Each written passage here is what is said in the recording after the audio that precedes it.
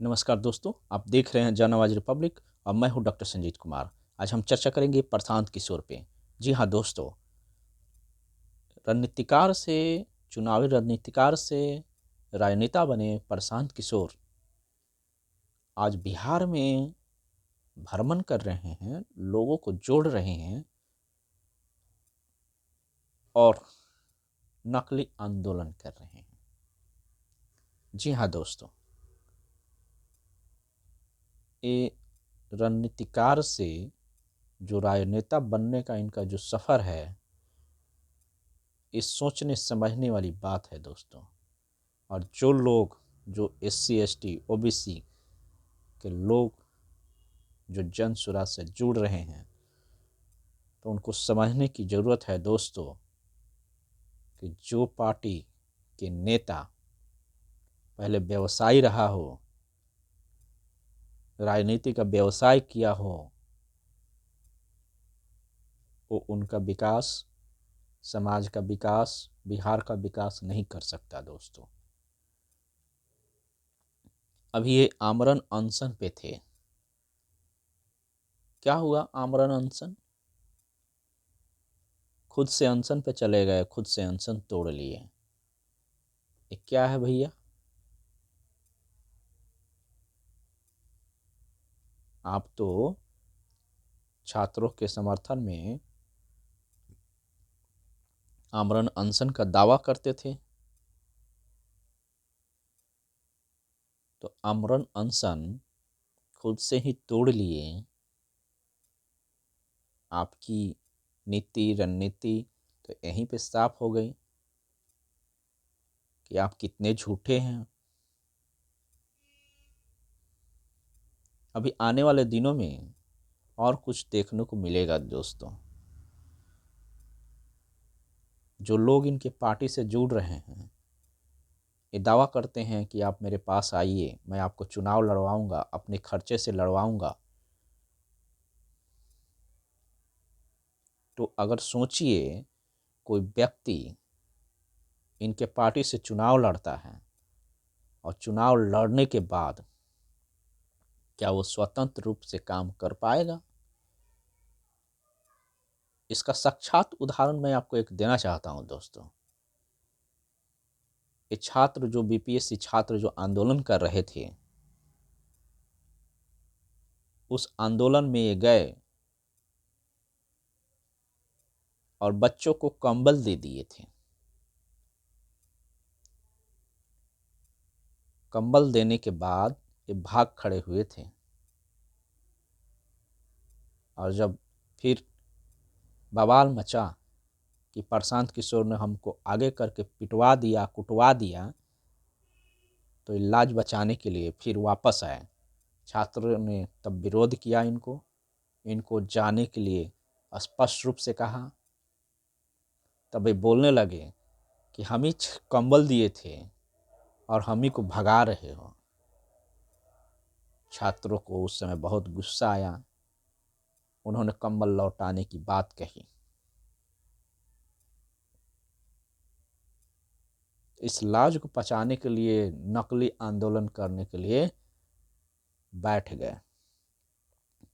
आमरण अनशन पे थे ये।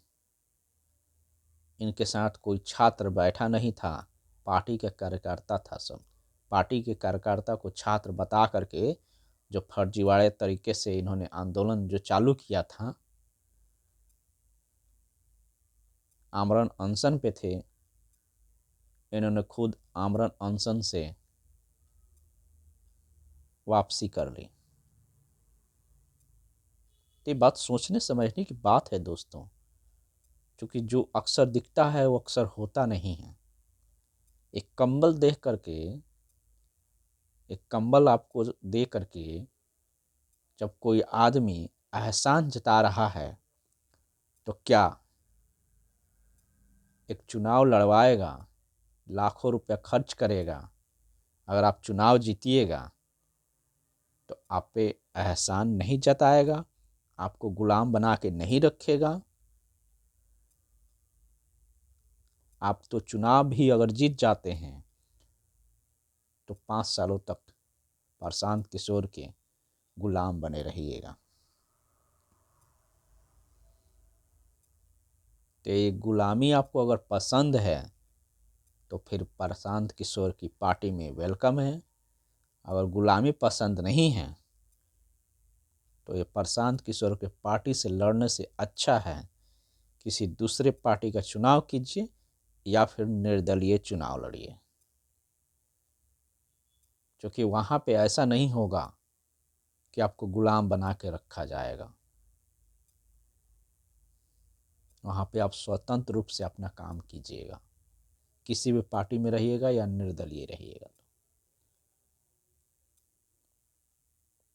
और जगह जगह जा करके ये दलितों को, मुस्लिमों को, अति पिछड़ा को लॉलीपॉप जो दिखा रहे हैं, ये लॉलीपॉप दिखाते रह जाएंगे और आप ठगे जाइएगा।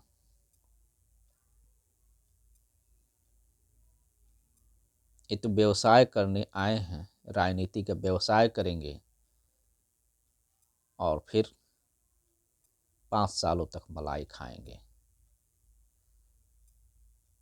तो बिहार के लिए बहुत ही दुर्भाग्यपूर्ण होगा कि कोई आदमी प्रशांत किशोर के पार्टी से जुड़ेगा और चुनाव लड़ेगा,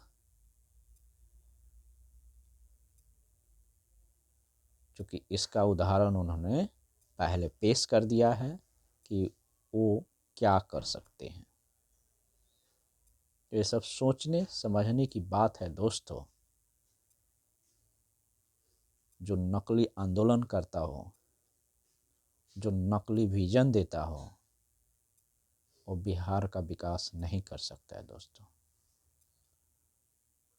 उसका एजेंडा में सिर्फ व्यवसाय रहेगा, गुलामी मानसिकता रहेगी। एक और उदाहरण बताना चाहता हूँ दोस्तों। इन्होंने मनोज भारती को कार्यकारी अध्यक्ष बनाया था। आज मनोज भारती कहाँ पे हैं? सारे कार्यक्रम में तो खुद दिखते हैं। तो मनोज भारती भी एक लॉलीपॉप थे। उन्होंने स्पष्ट भी किया था कि हम नमूना एक पेश करते हैं, तो वो नमूना ही थे। उनका कोई वजूद पार्टी में नहीं है, उनका कोई अस्तित्व पार्टी में नहीं है। ये सब सिर्फ दलितों को ठगने के लिए एक लॉलीपॉप, एक नमूना लाया था इन्होंने। तो पूरे बिहार की जनता को सोचने समझने की ज़रूरत है दोस्तों कि जो ये आदमी है बिहार का विकास करने नहीं आया है, ये अपना विकास करने आया है, अपना व्यवसाय करने आया है। व्यवसाय करेगा और फिर चला जाएगा। तो आज के वीडियो में इतना ही दोस्तों। आप मेरे वीडियो को लाइक कीजिए, शेयर कीजिए, सब्सक्राइब कीजिए और सपोर्ट कीजिए, ताकि हम इसी तरह और वीडियो लाते रहेंगे। आप देख रहे हैं जन आवाज़ रिपब्लिक और मैं हूं डॉक्टर संजीत कुमार। जय भीम, जय भारत।